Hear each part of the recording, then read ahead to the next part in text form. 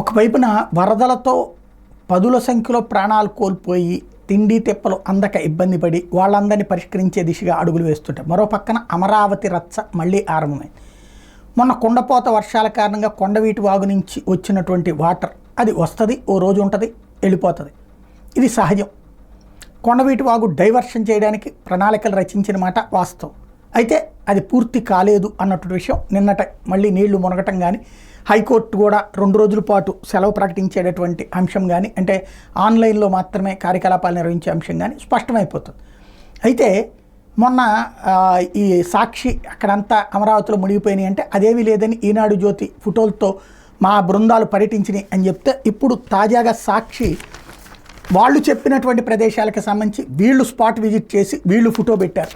అది ఒకటేంటయ్యా అంటే ఎమ్మెల్యేల నివాస భవనాల చుట్టూ చేరుకున్న నీళ్లు, ఎస్ఆర్ఎం యూనివర్సిటీ చుట్టూ వచ్చినటువంటి వరద నీరు, హైకోర్టుకి వెళ్ళే రోడ్డు మీద భారీగా వచ్చిన వరద నీళ్లు, సీడాక్సిస్ రోడ్డు మీద భారీగా ప్రవహిస్తున్న వరద నీరు, ఈ ఫోటోలతో పాటుగా టిట్కో గృహాల చుట్టూతా చేరినటువంటి వరద నీళ్ళ ఫోటోలతో వీళ్ళు పెట్టారు.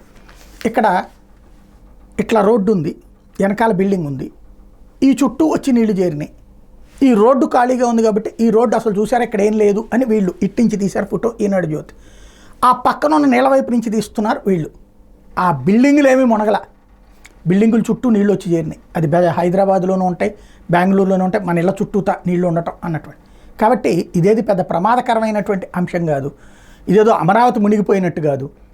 కట్ట వెనకాల ఉన్నాయంటారా, అది ఖచ్చితంగా మునిగినట్టే, నో డౌట్. కాకపోతే ఇక్కడ కొండవీటి వాగు సమస్య ఎప్పుడు భవిష్యత్తులో కూడా ఉంటుంది.